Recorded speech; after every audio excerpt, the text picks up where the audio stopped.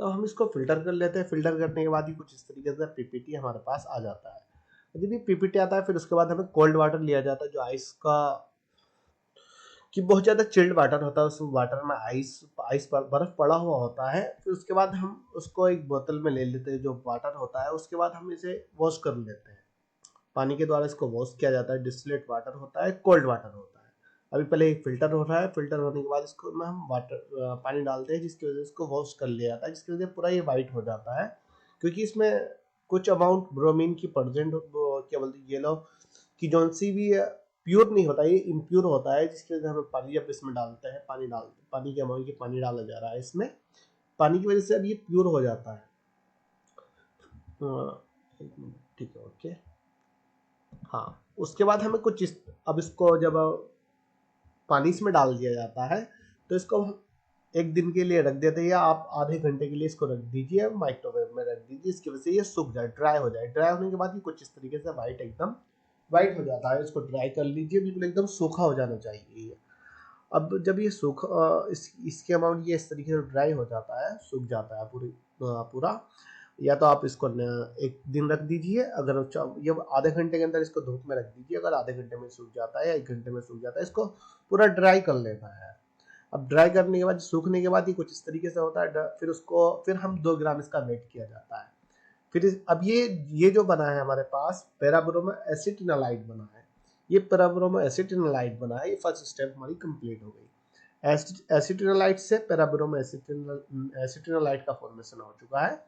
कि सबसे पहले हमने, अगर हम बात करें तो सबसे पहले हमने 2 ग्राम एसिटिनालाइड लिया, फिर उसमें 7 ml एसिटिक एसिड लिया। 7 ml एसिटिक एसिड को हमने 7 ml एसिटिक एसिड में एसिटिनालाइड को डाला, फिर उसको अच्छी तरीके से डिजोल्व किया। डिजोल्व करने के बाद जब वो पूरा डिजोल्व हो गया, फिर उसके बाद हमने ब्रोमीन को 7 ml ब्रोमीन को ऐड किया। ब्रोमीन को ऐड करने के बाद उसको ब्रोमीन को ड्रॉप बाय ड्रॉप ऐड किया। फिर उसके बाद उसको डिजोल्व किया। डिजोल्व करने के बाद उसको आधे घंटे के लिए हमने रख चुके थे। उसके बाद पीपीटी, हमारे ऑरेंज कलर का पीपीटी आ चुका था, या थोड़ा सा डाइल्यूट हो चुका था वो। जब डाइल्यूट हो चुका था आधे घंटे बाद, उसमें हमने कोल्ड वाटर को मिक्स कर दिया, 150 ml कोल्ड वाटर मिक्स किया, क्योंकि अमाउंट की क्वांटिटी के बेस पर 150 ml हमने वाटर ले लिया। उसमें बर्फ का पीस भी उसके अंदर हमने डाल दिया था। फिर उसके बाद जब उसको हम 10-15 मिनट तक उसको रख दिया था, फिर उसको रखने के बाद हमने उसको फिल्टर किया था। फिल्टर करने के बाद जो हमारे पास रेजिड्यू था, एक तो फिल्ट्रेट हो गया, एक रेजिड्यू हो गया। जो फिल्टर पेपर में रेजिड्यू बचा हुआ था उसको हमने वॉश किया था कोल्ड वाटर से। कोल्ड वाटर से वॉश करने के बाद हमें इस तरीके का पीपीटी, इस तरीके का वाइट कंपाउंड हमें मिल चुका था। ये वाइट कंपाउंड जो है, इसी को पैराब्रोमो एसिटिनालाइड कहा जाता है। पैराब्रोमो एसिटिनालाइड कहा जाता है। अब इसी कंपाउंड से हमें पैराब्रोमो एनिलीन का फॉर्मेशन करना होता है। अब इसको 2 ग्राम हम यहाँ पे, इसको 2 ग्राम इसका वेट करना होगा। अब हमें जब ये ड्राई हो जाएगा अच्छी तरीके से, अभी सुखा लेना है। ये सूखा हुआ है, सूखने के बाद इसका वेट कर लेना होगा। अब पहले हमें इसका वेट करना होता है। उसका वेट करने के बाद यहाँ पे हम यहाँ पे ये ब्रोमोसिलिकेट्स ग्लास होता है। बोरोसिलिकेट ग्लास होता है। इस यहाँ पे एक स्टैंड लिया जाता है, स्टैंड लिया जाता है। पैराब्रोमोसिलिकेट्स लिया जाता है। एक एयर कंडेंसर लिया जाता है। एयर कंडेंसर एक रोड होती है काफ़ी लंबी, वो भी मैं दिखा दूंगा। यहाँ पर बर्नर होता है। बर्नर पे इसको हमें सेट कर देना होता है। सेट कर देना होता है। ये ब्रोमोसिलिकेट ग्लास होता है। इसमें हमें 2 ग्राम जो 2 ग्राम हम क्या कहते हैं उसको, 2 ग्राम पैराब्रोमो एसिटिनालाइड जो हमारा कंपाउंड बना था, 2 ग्राम भी बन सकता है, 4 ग्राम भी बन सकता है, 3 ग्राम भी बन सकता है। वो क्वांटिटी के ऊपर होता है। जितना हम एसिटिनालाइड ले लेते हैं, जो जितना भी हमारा अमाउंट होता है, वो अमाउंट फिक्स नहीं होती है। मतलब उसी के अकॉर्डिंग, जैसे हमने 2 ग्राम एसिटिनालाइड लिया था, उसके अकॉर्डिंग हमने 7 ml एसिटिक एसिड डालना है, 14 डाल दीजिए आप, 14 ml एसिटिक एसिड डाल दीजिए, 4 ग्राम एसिटिनालाइड ले लीजिए। तो इसी प्रकार हमें या तो 4 ग्राम एसिटिनालाइड मिल जाएगा, पैराब्रोमो एसिटिनालाइड बनेगा हमारा, या 2 ग्राम की समथिंग हमारा पैराब्रोमो एसिटिनालाइड बन जाएगा। अब जो 2 ग्राम होता है, इसमें हम जो ये वाला जो ब्रोमोसिलिकेट ग्लास होता है, इसके अंदर हम इसको डाल देते हैं। जब इसके अंदर डाल दीजिए, अब इसमें हमें 5 ml एथिल अल्कोहल डालना होता है। यहाँ पर हमने 1 मिनट फिक्स कर दिया इसको। यहाँ पे एयर कंडेंसर ये लगा हुआ होता है, एयर कंडेंसर लगा होता है, ये एयर कंडेंसर होता है। ये ब्रोमोसिलिकेट ग्लास होता है, स्टैंड होता है, बर्नर के ऊपर रख दिया जाता है, इस बर्नर का स्टैंड होता है। अभी फिलहाल हम इसमें एक तो जो हमारे पास कंपाउंड था, जो हमें फर्स्ट स्टेप में कंपाउंड मिला था, ये कंपाउंड हमने यहाँ पे इसमें डाल दिया, जिसको पैराब्रोमो एसिटिनोलाइट कहा जाता है। पैराब्रोमो एसिटिनोलाइट को हमने इसमें डाल चुके हैं। फिर उसके बाद हमें 5 ml एथिल अल्कोहल को इसमें ऐड कर देना है। 5 ml एथिल अल्कोहल क्यों ऐड करना है? क्योंकि इसकी अमाउंट 2 ग्राम है। अगर इसकी अमाउंट 4 ग्राम होती तो 10 ml हम एथिल अल्कोहल को ऐड करेंगे। अगर इसी की अमाउंट 8 ग्राम हो, ऐसे पैराब्रोमो एसिटिनोलाइट की अमाउंट 8 ग्राम हो, तो फिर इसमें हम 20 ml एथिल अल्कोहल को ऐड करेंगे। तो इस तरीके से इसकी क्वांटिटी को इंक्रीज कर दिया जाता है, जिसके हिसाब से कंपोनेंट होता है। तो हमने एथिल अल्कोहल यहाँ पे इसमें एथिल अल्कोहल लिया था हमने टेस्ट ट्यूब में 5 ml। अब इसको ऐड करने के बाद इसको अच्छे से डिजोल्व किया। डिजोल्व करने के बाद अब इसको हीट करिए। अब इसको हीट इस तरीके से किया जाता है। अब इसको हमने बर्नर पर रख दिया। बर्नर के बाद इसको हीट किया जाता है बर्नर ऑन करके, कि जिसकी वजह से ये डिजोल्व हो जाए। जो वाइट वाइट हो रहा है ये थोड़ा क्लियर हो जाए। 2 या 3 मिनट में क्लियर हो जाएगा, कभी कभी 5 मिनट में हो जाती है। वो अमाउंट की क्वांटिटी के ऊपर डिपेंडेंट होता है। ये 1-2 मिनट में बहुत जल्दी क्लियर हो जाता है। क्लियर कैसे होता है ये भी दिखा देता हूँ मैं। मतलब बहुत काफ़ी टाइम तक इसको बंद नहीं करना है, मतलब काफ़ी टाइम तक इसको नहीं जलाना है, वरना ये उस जो ब्रोमोसिलिकेट ग्लास होता है उसके अंदर जम जाएगा। यह एयर कंडीशन यहाँ पर लगी हुई होती है। अब इसको बॉयल करने के लिए रख दिया हमने। ये बर्नर है। अभी हम बर्नर से इसमें बर्नर, हाँ ये, अब इसको बर्नर जला देते हैं। ये ठीक है, ओके। अब ये 1 या 2 मिनट बाद डिजोल्व होने लगेगा। ये तो बिल्कुल पहला वाला आ चुका है। ये क्या हो गया?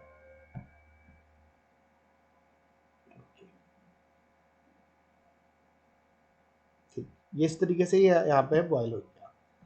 और जब मतलब नीचे से बर्नर जल रहा है ना, जिसकी वजह से क्लियर सॉल्यूशन हो जाता है। पहले ही क्या था, जिस टाइम हमने एथिल अल्कोहल को इसमें डाला था, जो हमारे पास पैराब्रोमो एसिटिनोलाइट था, तो ये थोड़ा सा सॉलिड, मतलब वाइट कलर सा हो रहा था। लेकिन अब ये ट्रांसपेरेंट कलर का हो जाता है जब इसको बॉयल कर लिया जाता है। बस 1-2 मिनट के लिए इसे बॉयल करना होता है। बर्नर को हमने ऑफ कर दिया। और जब बर्नर को ऑफ कर दिया, 1 मिनट, बर्नर को ऑफ, हाँ, यहाँ पे अब हम बर्नर को ऑफ कर देते हैं। बंद कर दिया हमने बर्नर। तो इस तरीके से ये दिख जाता है, बिल्कुल एकदम प्योर दिखेगा ये क्लियर। अब जब ये हमें क्लियर सॉल्यूशन हमें मिल जाता है, अब इसको हमें बर्नर बंद करके इसको एक साइड से रख देना है। फिर इसमें पोटेशियम हाइड्रोक्साइड लिया जाता है। क्यों लिया जाता है? अगर 5 ml एथिल अल्कोहल है, 2 ग्राम पैराब्रोमो एसिटिनोलाइड है, 2 ग्राम पैराब्रोमो एसिटिनोलाइड है, और 5 ml एथिल अल्कोहल है, तो क्योच की जो अमाउंट ली जाती है 3 ग्राम ली जाती है। अब 3 ग्राम पोटेशियम हाइड्रोक्साइड लीजिए। ये पोटेशियम हाइड्रोक्साइड कुछ इस तरीके से होता है। अब इसको हम पहले इसका वेट कर लेते हैं। यहाँ पे हमने 1.5 ग्राम यहाँ पे 1.5 ग्राम हमें पोटेशियम हाइड्रोक्साइड लेना होता है। यदि पैराब्रोमो एसिटिनोलाइट की अमाउंट 2 ग्राम होती है, और 2 ग्राम में जब 2 ग्राम उसकी अमाउंट होती है, उसमें 5 ml एथिल अल्कोहल डाला जाता है, और 1.5 ग्राम पोटेशियम हाइड्रोक्साइड डाला जाता है। 1.5 ग्राम पोटेशियम हाइड्रोक्साइड को किस तरीके से डालते हैं? पहले एक टेस्ट ट्यूब लेते हैं। टेस्ट ट्यूब में 5 ml वाटर लिया जाता है।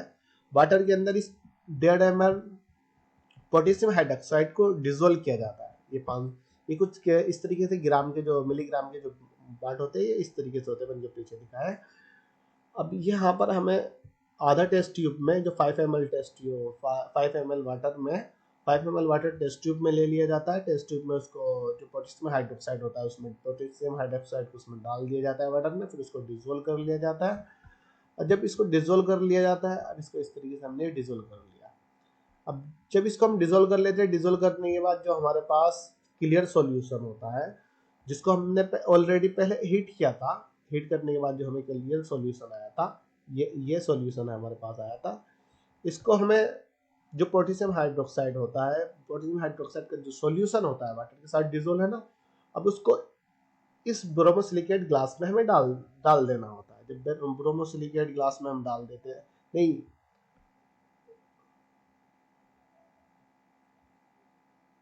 अब हाँ, फिर उसके बाद फिर उसको अगेन हीट किया जाता है। पर जब इसको हम उसमें क्या कहते हैं, पैराब्रोमोसिलिकेट ग्लास में डाल देते हैं, फिर इसको अगेन हीट करते हैं।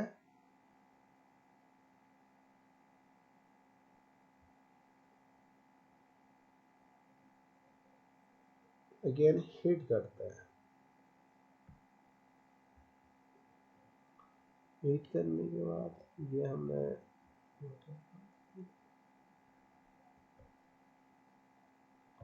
अगेन हीट कर लिया।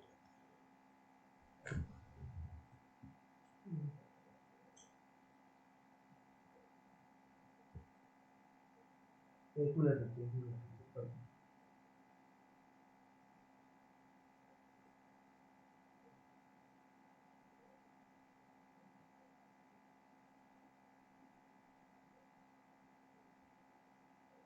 हाँ, फिर इसको हम हीट कर लेते हैं। जब हीट इस तरीके से हम इसको हीट जो करते हैं ना, मतलब इस तरीके से हीट किया जाता है, जो इसकी जो अमाउंट होती है, जो ब्रोमोसिलिकेट ग्लास में जितनी अमाउंट प्रेजेंट होती है, वो आधी हो जाए। एक मिनट हीट दिखा देता हूँ हमने किस तरीके से हीट किया। हाँ, यहाँ पे इसको हीट कर रहे हैं। हीट करने के बाद इसकी अमाउंट, जो अमाउंट प्रेजेंट थी, वो हाफ हो जाए। जितना ब्रोमोसिलिकेट ग्लास में अमाउंट प्रेजेंट होती है, वो बॉयल होने के बाद भाप के रूप में कुछ ऊपर निकल जाती है। जब ये इसका हाफ हो जाए तो फिर इसको बर्नर को फिर बंद कर दीजिए आप। फिर अब इसमें 15 टेस्ट ट्यूब, हाँ 30 ml अब इसमें फिर कोल्ड वाटर ले लीजिए आप। अब यहाँ पे ये 30 ml कोल्ड वाटर लिया। 30 ml कोल्ड वाटर को आप एक बिकर में कर लीजिए। जो आपके पास हीटेड जो अमाउंट होती है, जो हीटेड जो सॉल्यूशन जो रहता है, जैसे आपने हीट किया, उसको कूल कर लीजिए। कूल करने के बाद इस वाटर में उसको डिजोल्व कर लीजिए। ये है, इसमें हमने जो हमारे पास जो ग्लास में ब्रोमोसिलिकेट ग्लास में जो हमारे पास सॉल्यूशन प्रेजेंट था, सॉल्यूशन की एथिल अल्कोहल पोटेशियम हाइड्रोक्साइड का solution, ethyl alcohol potassium hydroxide और पैराब्रोमो एसिटिलाइट का सॉल्यूशन था। उस सॉल्यूशन को हम इस बिकर में डालते हैं। और फिर उसके बाद जो हमारे पास 30 ml कोल्ड वाटर लिया जाता है। इनकी क्वांटिटी के अकॉर्डिंग हमें 30 ml लेना होता है। अगर इनकी क्वांटिटी ज़्यादा होती है तो इसके अकॉर्डिंग वाटर की अमाउंट इंक्रीज हो जाती है। तो 30 ml वाटर, कोल्ड वाटर, बिल्कुल मतलब जो आइस का वाटर जो होता है, बिल्कुल एकदम ठंडा पानी होता है। फिर उसको ब्रोमोसिलिकेट ग्लास में डालते हैं। फिर उसके बाद इसको ब्रोमोसिलिकेट में जो भी अमाउंट होती है उसको डिजोल्व करके इस बीकर के अंदर डाल देते हैं। अब बीकर के अंदर जब डालने के लिए हम अब हमें वाटर बाथ लिया जाता है। जो वाटर बाथ होता है, वाटर बाथ लेते हैं। वाटर बाथ में पानी फिल कर लेते हैं, फिर उसको बर्नर के ऊपर रख देते हैं। जो हमारे पास जो सॉल्यूशन हमारा प्रेजेंट होता है, इसमें 30 ml वाटर भी प्रेजेंट होता है। इसमें क्या है, 30 ml वाटर भी ऑलरेडी प्रेजेंट है। अब इसको हम हीट करते हैं, बॉयल करते हैं। बॉयल इस तरीके से करते हैं जिसकी वजह से ऊपर ऊपर ये क्लियर सॉल्यूशन आ जाए, ऊपर ऊपर क्लियर एकदम ट्रांसपेरेंट वाटर की फॉर्म में होगा, लेकिन जो जितना जो कंपाउंड होगा वो नीचे जम जाएगा, नीचे पहुंच जाएगा। अब इसको हम हीट करते हैं। यहाँ पे हीट कर दिया भाई। हाँ, अभी बर्नर जला हुआ है, अभी आराम से हीट हो रहा है।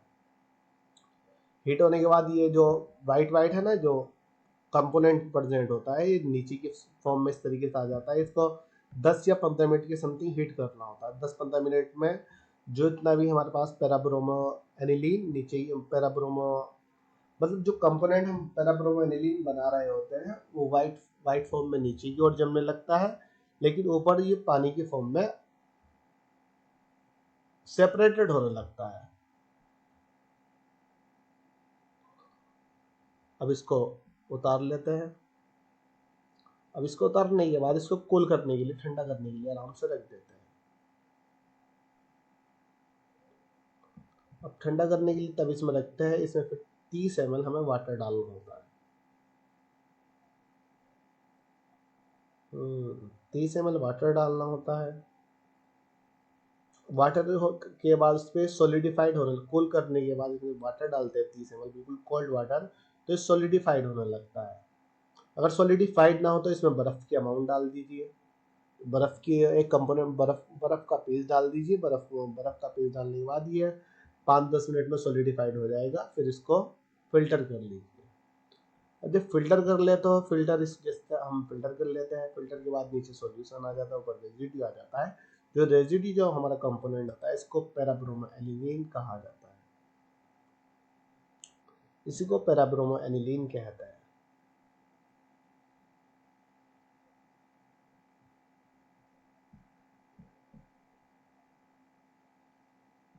बस पैराब्रोमो एनिलीन बन चुका है।